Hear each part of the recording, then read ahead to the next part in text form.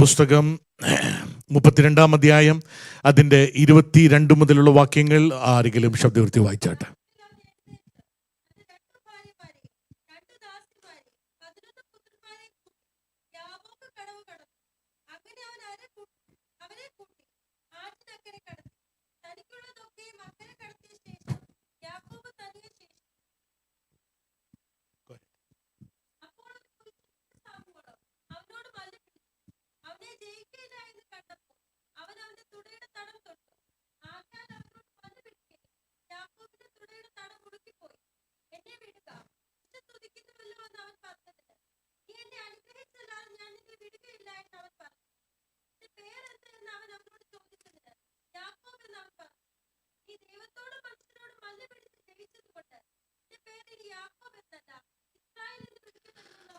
Amen. Praise the Lord. ഇന്ന് രാവിലത്തെ ചിന്ത ഇതാണ്: നീ ദൈവത്തോടും മനുഷ്യരോടും മല്ല് പിടിച്ച് ജയിച്ചതുകൊണ്ട് നിന്റെ പേരിന് യാക്കോബ് എന്നല്ല ഇസ്രായേൽ എന്ന് വിളിക്കപ്പെടുമെന്ന് അവൻ പറഞ്ഞു. Price the Lord.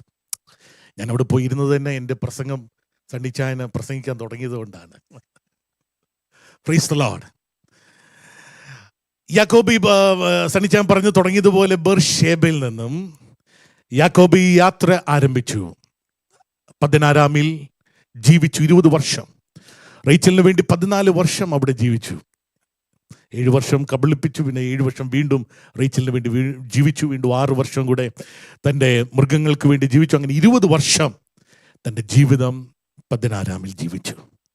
താനിപ്പോൾ മടങ്ങി, ഇപ്പോൾ താൻ കടന്നു വന്നുകൊണ്ടിരിക്കുകയാണ്. തൻ്റെ പ്രിയ ഭവനത്തിലേക്ക് കടന്നു വരികയാണ്. കടന്നു വരുമ്പോൾ നമുക്ക് കാണുന്ന അടുത്ത ഒരു സ്ഥലമാണ് നമ്മൾ ഇവിടെ കണ്ടത്, യാബോക്ക്. Praise the Lord. ഹല്ലേലൂയ. ഈ യാബോക്കിൽ താൻ ആയിരുന്ന അനുഭവത്തിൽ തൻ്റെ ജീവിതത്തിൽ സംഭവിച്ച ചില കാര്യങ്ങളാണ് തൻ്റെ ജീവിതത്തെ മുഴുവനായി മാറ്റിമറിക്കുവാനിടയായി തീർന്നത്. യാക്കോബിൻ്റെ ജീവിതത്തെ മാറ്റിമറിച്ച 3-4 സ്ഥലങ്ങൾ വളരെ പ്രധാനപ്പെട്ടതാണ്. 1 ബഥേൽ, 2 അതുപോലെ പദ്ദനാരാം, അതിനുശേഷം മിസ്പ, അതിനുശേഷം വീണ്ടും ഈ പെനിയേൽ, അതിനുശേഷം വീണ്ടും എൽബെഥേൽ. സ്തോത്രം. ഈ 4 സ്ഥലങ്ങൾ ഇത് ഒരേ സ്ഥലം. ബഥേലാണെങ്കിലും എൽബെഥേലിൽ നിന്ന് താൻ പേരിടുവാനിടയായി. ഞാൻ അവസാനിപ്പിക്കാം. ഇവിടെ നമ്മൾ കാണുകയാണ്, താനിപ്പോൾ പെനിയേലിൽ കടന്നു വന്നു. പെനിയേലിൽ കടന്നു വന്നപ്പോൾ താൻ കണ്ടു ഏശാവ് തനിക്കെതിരെ കടന്നു വരുന്നു എന്നുള്ള വാർത്ത താൻ കേൾക്കുവാനിടയായി തീർന്നപ്പോൾ, സ്തോത്രം, സന്നിജാൻ പറഞ്ഞ ഭാഷയിൽ പറയാം, തൻ്റെ 2 മുട്ടുകാലും ഇടിച്ചു. താൻ എന്തോ ചെയ്യേണ്ടതെന്ന് തനിക്കറിയാൻ മേല. ഈ സമയത്ത് താൻ ചെയ്ത കാര്യം ഇവിടെ എഴുതി വെച്ചിരിക്കുകയാണ്. തൻ്റെ ഭാര്യമാരെയും തൻ്റെ ദാസിമാരെയും 11 പുത്രന്മാരെയും യാബോക്കിൻ്റെ കടവ് കയറ്റി. 23-ാമത്തെ വാക്യത്തിൽ പറയുന്നു, തനിക്കുള്ളതെല്ലാം അക്കരെ കടത്തിയതിനു ശേഷം യാക്കോബ് തനിയെ ശേഷിച്ചു. ജീവിതത്തിൻ്റെ ബ്രേക്ക് ത്രൂ യാക്കോബിന് കൊടുത്തത് യാബോക്ക്. അടുത്ത സ്ഥലം ബഥേലിന് ശേഷം ഏറ്റവും വലിയ ബ്രേക്ക് ത്രൂ യാക്കോബിന് ദൈവം കൊടുത്തത് ഈ പറയുന്ന യാബോക്കിലാണ്. അവിടെ തനിയെ അവൻ ശേഷിച്ചു. ഇന്ന് രാവിലെ എഴുതുന്നവർക്ക് വേണ്ടി പറയാം, തനിയെ അവൻ ശേഷിച്ചു. സ്തോത്രം. ഇതുവരെ താൻ വലിയൊരു ഓട്ടത്തിലായിരുന്നു. തന്നോടുകൂടെ സ്തോത്രം ഈ ഓട്ടത്തിൽ ഭൗതികമായി താൻ ഒത്തിരി നേടുവാനിടയായി തീർന്നു. എന്നാൽ നേടിയതെല്ലാം അക്കരെ കയറ്റിന് ശേഷം താൻ തനിയെ യാബോക്കിൻ്റെ കടവിൽ ശേഷിച്ചു. ചില സമയങ്ങളിൽ ദൈവം നമ്മെ തനിയെ ചില യാബോക്കിൻ്റെ കടവിങ്കിൽ ദൈവം നമ്മെ നിർത്തും. എന്തിനെന്ന് ചോദിച്ചാൽ, ദൈവം കഴിഞ്ഞ നാളുകളിൽ നമ്മോട് പറഞ്ഞ വാഗ്ദത്തങ്ങളെ വീണ്ടും ഓർപ്പിക്കാൻ, നമ്മുടെ ജീവിതത്തിൽ മേൽ ദൈവം നമ്മുടെ പിതാക്കന്മാർക്ക് കൊടുത്ത വാഗ്ദത്തത്തെ അക്കംപ്ലിഷ് ചെയ്യുവാൻ, ഫുൾഫിൽ ചെയ്യുവാൻ ചില യാബോക്കുകൾ ദൈവം ഒരുക്കും. അതുകൊണ്ട് ഇന്ന് രാവിലെ യാബോക്ക് കൊണ്ട് ഭയപ്പെടേണ്ട, തനിയെ ശേഷിക്കാൻ ദൈവം തരുന്ന അവസരമാണെന്ന് ഓർക്കുക. താൻ അവിടെ തനിയെ ശേഷിക്കുമ്പോൾ 4 കാര്യം തൻ്റെ ജീവിതത്തിലുണ്ടായി. അത് വേഗത്തിൽ ഞാൻ പറയാം. 1-ാമത്തെ കാര്യം, താൻ തനിയെ ശേഷിച്ചു. Verse number 25.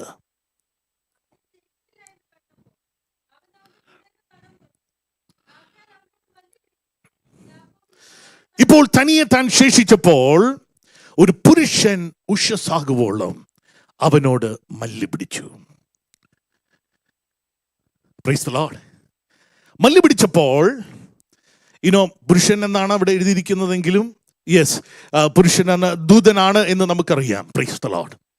25ാമത്തെ വാക്യത്തിൽ പറയുന്നു, അവനെ ജയിക്കയില്ലെന്ന് കണ്ടപ്പോൾ. അതെന്നെ ഭയങ്കരമായിട്ട് സ്പർശിച്ചൊരു പദമാണ്. സാധാരണ ആരും പ്രസംഗർ പറയാത്തൊരു പദമാണ് അവനെ ജയിക്കില്ലെന്ന്. ആരെയാ? യാക്കോബിനെ. ഒരു ദൂതൻ ഒരു രാത്രി ഇറങ്ങിയപ്പോൾ 1,85,000 പേരെ വാളിന് വായ്ത്തലയിൽ കൊന്ന ദൂതൻ, അത്ര ശക്തനായ ദൂതൻ യാക്കോബുമായിട്ട് മല്ല് പിടിക്കുക. മല്ല് പിടിച്ചിട്ട് അവസാനം ദൂതൻ പറഞ്ഞു ജയിക്കുകയല്ലെന്ന്. അപ്പൊ ഇവന്റെ പവർ എന്തുവായിരുന്നു? നമ്മൾ സാധാരണ യാക്കോബിനെ സാധുശീലനെന്നും കൂടാരവാസി എന്നൊക്കെയാണ് കാണുന്നത്. പക്ഷേ യാക്കോബ് അങ്ങനെ വലിയ സാധുശീലനൊന്നും ആയിരുന്നില്ല. തൻ്റെ ഭവനത്തിൽ നിന്നും ഹാരാൻ വരെയുള്ള യാത്ര പറയുന്നത് 450 മൈൽ, ഏകദേശം 500 മൈലുണ്ട്. ദാറ്റ് മീൻസ് ഇവിടുന്ന് ഹ്യൂസ്റ്റൺ വരെ പോകുന്ന മൈൽ. ഇവരെങ്ങനെയാ ഓടിയത്? കാറിലല്ല പോയത്, അവൻ ഓടുമായിരുന്നു. He was very powerful man. കഴിഞ്ഞ 20 വർഷം കൊണ്ട് ലാബാന്റെ 2 ഇരട്ടി കൂടുതൽ ഇവൻ നേടി. Very powerful man, very brilliant and cunning man. ആ സമ്പത്തുമായിട്ട് മുഴുവൻ അവൻ മടങ്ങി വരിക, ജയിച്ചു മടങ്ങുക. പക്ഷെ വാഗ്ദത്തമുള്ളവൻ തനിയെ ശിക്ഷിക്കേണ്ട അവസ്ഥ വന്നു. ഇവിടെ അവസാനമായിട്ട് ദൂതൻ അവനെ തൊട്ടു. ചില സമയങ്ങളിൽ ദൈവത്തിന്റെ ചില ഇടപെടലുകൾ നമ്മുടെ ജീവിതത്തിൽ ഉണ്ടാകും. ദൂതൻ അവന്റെ തുടയുടെ തടം തൊട്ടു. അപ്പൊ സംഭവിച്ച കാര്യം, അവന്റെ തുടയുടെ തടം ഉളുക്കി. അപ്പോഴങ്ങനെയാണെങ്കിൽ ഒന്നാമത്തെ പോയിന്റ് ഞാൻ പറയാം. യാക്കോബേ, it is a place of crippling. നിന്റെ ക്രിപ്ലിങ്ങിന്റെ സ്ഥലമാ. ഇന്നലെ വരെ നിന്റെ ശക്തി കൊണ്ടാണ് നീ ഓടിയെങ്കിൽ, യാബോക്ക് ഒരു കാര്യം തെളിയിക്കുക, ഇനിയും നിന്റെ ശക്തി സുല്ലിടും. അവിടെ തൊട്ട് നീ പറയും, ഇനി അങ്ങയുടെ ശക്തി കൊണ്ട് മാത്രം. I am no more. എൻ്റെ കഴിവ് കൊണ്ട് ഞാൻ നേടി, എൻ്റെ ശക്തി കൊണ്ട് ഞാൻ ഓടി, എൻ്റെ ബലം കൊണ്ട് ഞാൻ അധ്വാനിച്ചു, ഈ കാണുന്ന ഇതിനെ മുഴുവൻ ഞാൻ നേടിയെന്ന് പറഞ്ഞവൻ്റെ തുടയുടെ തടം തൊട്ടു. ഇനിയും അവിടം തൊട്ട് അവൻ ഓടാൻ പറ്റത്തില്ല. എങ്ങനെ പോകുന്നേ? Praise the Lord. അവൻ മുടന്തിയ പോകുന്നേ. ദൈവം തൊട്ടവൻ മുടന്തി. It is a place of crippling. 10 minute കൊണ്ട് ഞാൻ അവസാനിപ്പിക്കാം. 2 അടുത്ത പദം ഇങ്ങനെ പറയുകയാണ്. സ്തോത്രം. വേഴ്സ് നമ്പർ 26 പറയുകയാണ്, ദൂതൻ പറയുകയാണ്, എന്നെ വിടുക, ഉഷസ്സുദിക്കുന്നുവെന്നല്ലോ എന്നവൻ പറഞ്ഞേന്. നീ എന്നെ അനുഗ്രഹിച്ചില്ലാതെ ഞാൻ നിന്നെ വിടുകയില്ലെന്ന് പറഞ്ഞു. It is a place of clinging. Not only it is a place of crippling, യാബോക്ക്, it is a place of clinging. ഇപ്പോൾ യാക്കോബ് ദൂതനോട് പറയാണ്, നീ എന്നെ അനുഗ്രഹിക്കാതെ ഞാൻ നിന്നെ വിടുകയില്ല. ഇന്ന് പകൽ എന്നെ കേൾക്കുന്ന ആരെങ്കിലും യാബോക്കിന്റെ തീരത്തിന്ന് രാവിലെ ആയിരിക്കുന്നെങ്കിൽ, ഈ രാവിലെ സ്തോത്രം, ഈ പ്രഭാതത്തിൽ ദൈവത്തിൻ്റെ ആത്മാവ് നമ്മോട് പറയുന്ന ഒരു ദൂതാണ്. ഇന്ന് പകൽക്കാലം അവനെ സ്തോത്രം കാട്ടെന്ന് പിടിച്ചോണം. ഈ രാവിലെ അവനെ കടന്നു പിടിച്ചോണം. ഈ രാവിലെ ദൈവകൃപയെ അള്ളിപ്പിടിച്ചോണം. ഒരു കുരങ്ങൻ കുഞ്ഞ്, ആ കുരങ്ങൻ അമ്മയെ അള്ളിപ്പിടിച്ചിട്ട് കണ്ടിട്ടുണ്ടോ? ഈ കുരങ്ങൻ ഇങ്ങനെ ഓരോ മരത്തിൽ നിന്ന് ചാടുന്നത്. അതുപോലെ ഇന്ന് രാവിലെ ദൈവകൃപയെ അള്ളിപ്പിടിച്ചോണം. കാര്യം എന്തെന്ന് ചോദിച്ചാൽ, നിന്റെ സ്വന്തം കഴിവ് കൊണ്ട് ഇനിയും മുന്നോട്ട് പോകാൻ നിനക്ക് കഴിയത്തില്ല. സ്തോത്രം. ഇന്നലെ വരെ നിന്നെ ഓടിച്ച ഒരു കാലുണ്ട്, അതും ഇപ്പൊ മുടന്തിയിരിക്കുക.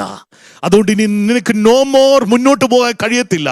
അതുകൊണ്ട് ഇന്ന് രാവിലെ ദൈവ കൃപയെ നീ അള്ളിപ്പിടിച്ചോണം. ഇന്ന് രാവിലെ നീ അള്ളിപ്പിടിക്കുന്നുവെങ്കിൽ സ്തോത്രം, ജീവിതത്തിൽ പ്രതീക്ഷ എല്ലാ വഴിയും അടയുമ്പോഴും, താളം പിടയ്ക്കുമ്പോഴും, ജീവിതം തകരുമ്പോഴും, പ്രതികൂലം വരുമ്പോഴും, ഇന്ന് രാവിലെ അള്ളിപ്പിടിക്കുന്ന യാക്കോബേ, നിന്റെ ജീവിതത്തിൽ മേൽ എന്റെ പ്രവൃത്തിയെ ഞാൻ വെളിപ്പെടുത്തുന്ന ദൈവമാ. Praise the Lord. Praise the Lord. Not only that, verse number 27 പറയുകയാണ്, നിന്റെ പേരെന്തെന്ന് അവനോട് ചോദിച്ചതിന് യാക്കോബ് എന്ന് അവൻ പറഞ്ഞു. Praise the Lord. It is a place of confession. യാക്കോബിന്റെ പേരെന്താന്ന് അപ്പൻ ചോദിച്ചായിരുന്നു പണ്ടെന്ന്. യാക്കോബ് പറഞ്ഞത് ഏശാവെന്ന. എന്നാൽ ഇതാ യാബോക്കിന്റെ കടവിൽ യാക്കോബ് പറയുകയാണ്, എന്റെ പേര് യാക്കോബെന്ന. യാക്കോബ ഒത്തിരി അർത്ഥങ്ങളുണ്ട്. സ്തോത്രം. യാക്കോബെന്ന.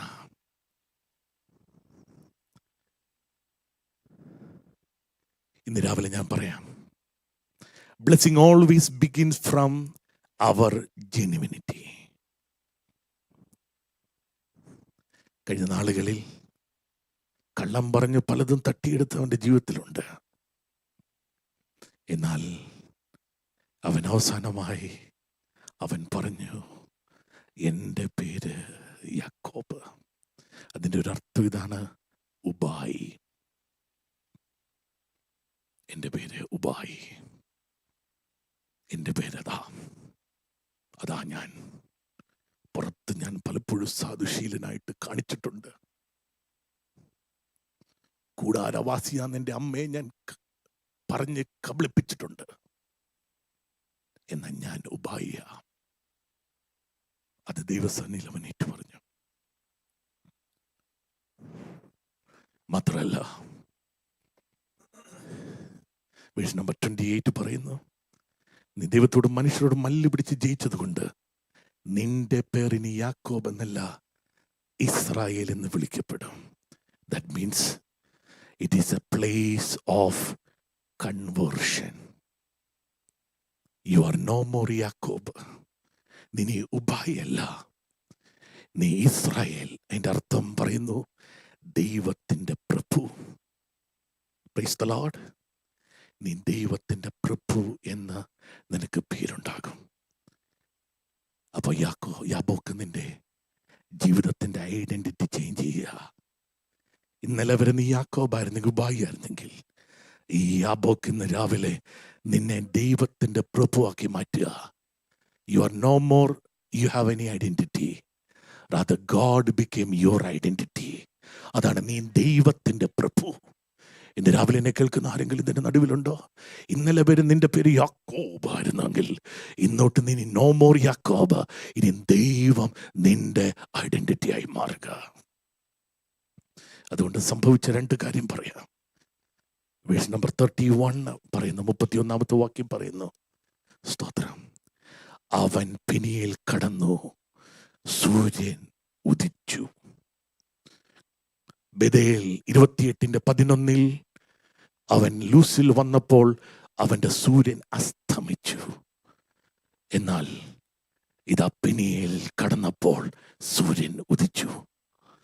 ഇന്നലകളിൽ അസ്തമിച്ചത് ഇന്നുദിക്കപ്പെടുന്നത് ജീവിതത്തിന്റെ കൺഫെഷന്റെ മേഖലകളിലാണ്.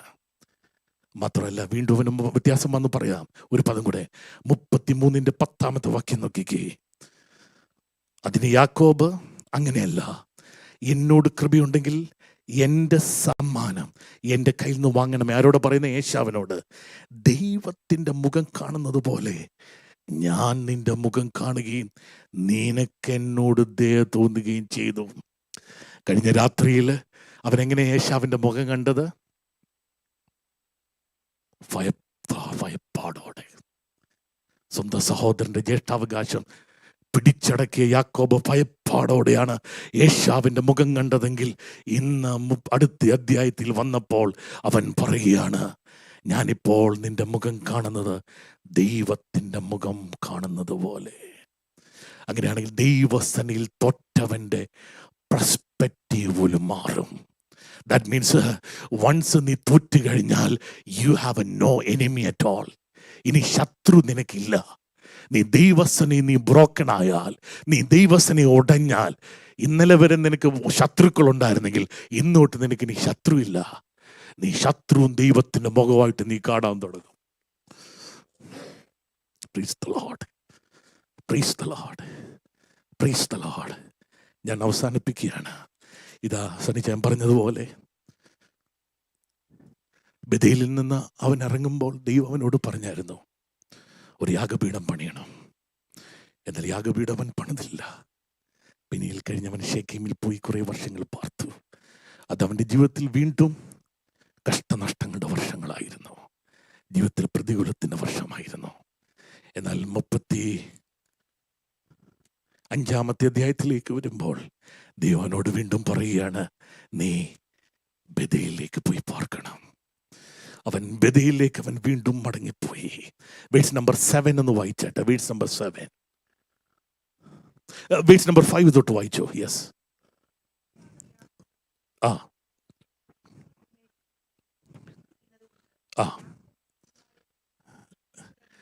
ഒരു പദം കൂടെ പറയാ. നീ ദൈവത്തിൻ്റെ പ്രഭുവായി കഴിഞ്ഞാൽ നിന്നെ കുറിച്ചുള്ള ഭീതി ലോകത്തിൽ വരും. ഒരുവനെ നിന്നെ പിന്തുടരത്തില്ല. ദൈവത്തിൻ്റെ അഗ്നിമയ രഥങ്ങളും ദൂതസഞ്ചയങ്ങളും നിനക്ക് വേണ്ടി പ്രൊട്ടക്റ്റീവ് കാവലായിട്ട് നിനക്ക് ഉണ്ട്. അതുകൊണ്ട് ആരും നിന്നെ പിന്തുടരത്തില്ല. അടുത്ത പദം വായിച്ചാട്ടെ.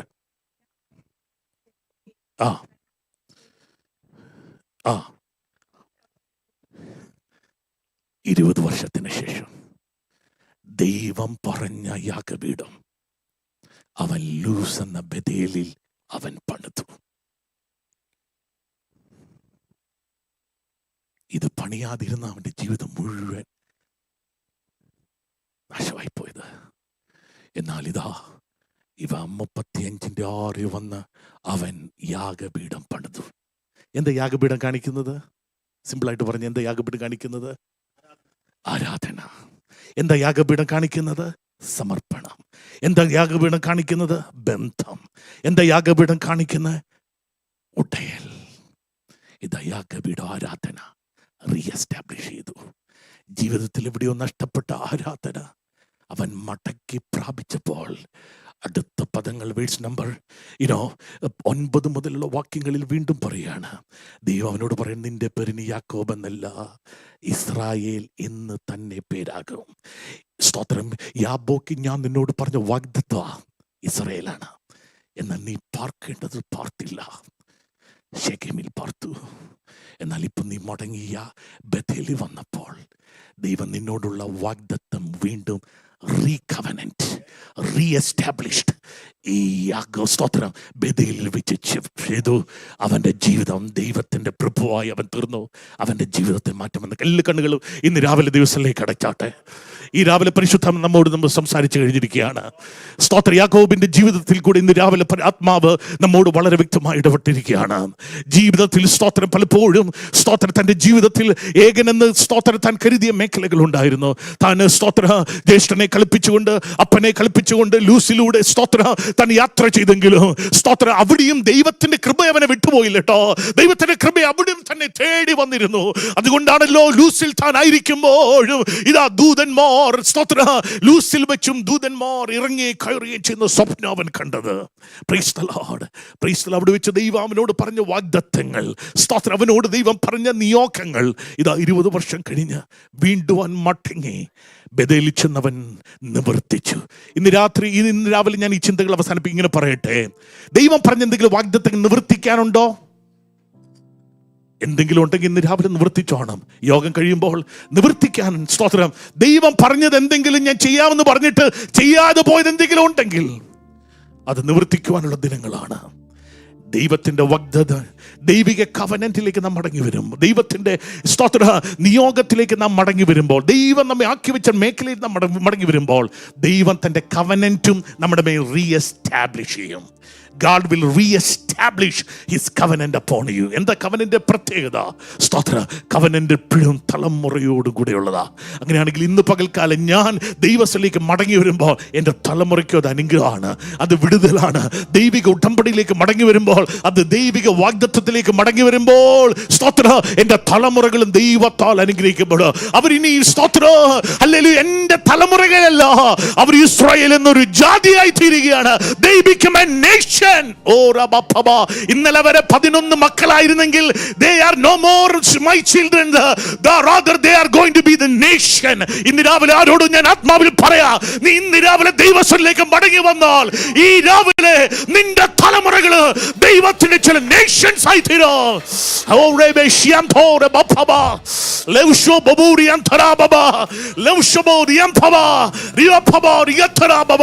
ഇന്ന് രാവിലെ തന്റെ മക്രമേൽ അവന്റെ വാഗ്ദത്തങ്ങളെ അവൻ നിവർത്തിക്കുന്നതുമാണ്. കണ്ണുകൾ അടയ്ക്കുക. Shall we all stand up in the presence of God?